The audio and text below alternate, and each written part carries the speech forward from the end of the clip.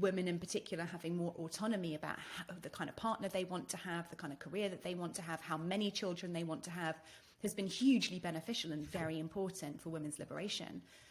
And at the same time, what's been lost in the decimation of those family structures and those family networks is that support network that mothers actually need. And I don't know if it's as black and white as one answer or the other. It's not. It is not 100% not. It's an absolute kind of melting pot of influences and feelings and urges and desires and needs and wants and all these sorts of things that ultimately inform our decisions about our procreative potential.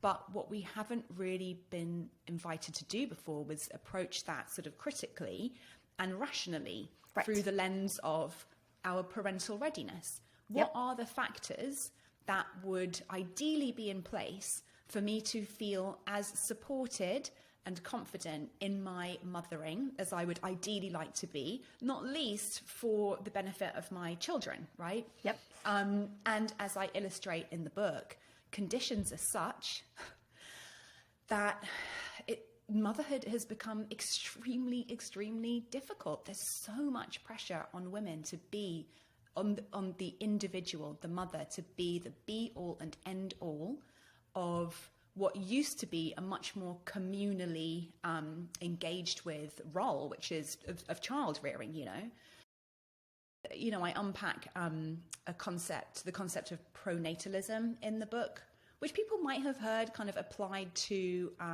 various policies that are designed to encourage people to have children, like offering tax credits to parents, or definitely not in the US, but in Europe, for example, really extensive paid parental leave for men and women, these sorts of policies. And ultimately, pronatalism is pretty unhelpful to people who are not parents, because pronatalism sort of says that it's an ideology that says that people, parents and married people, are more valid and sort of more fully integrated members of society than non-parents and single people. And so then once we understand that that is operating and it's sort of encoded into our systems and our society as well, we can start to recognize it when it's happening and then sort of start to call it out. Again, I don't think I can give a one-size-sort-of-fits-all answer about how to respond in those situations beyond come armed, have in your back pocket all of your reasons, you know, and if somebody really is being intrusive about it, then feel free to get really raw with them about it, you know, because I know that as soon as I'm a mother, I'm going to feel completely unsupported by our dog-eat-dog capitalist society. That's right. And I'm not going to be able to give a child the care that it needs. So actually, this is possibly the most loving decision for any future children I might have had circumstances been difficult, you know, depending who's asking. In terms of the fertility issues, I discovered a book in my research called Countdown that came out in 2020. And it actually sort of draws on new research that shows that human fertility has massively declined over the past 4 decades. Sperm counts have halved since the 1980s. Ovarian reserve, which is, you know, talks to how many viable eggs a woman has, sort of in relation to her age, has also massively dropped over that same time period.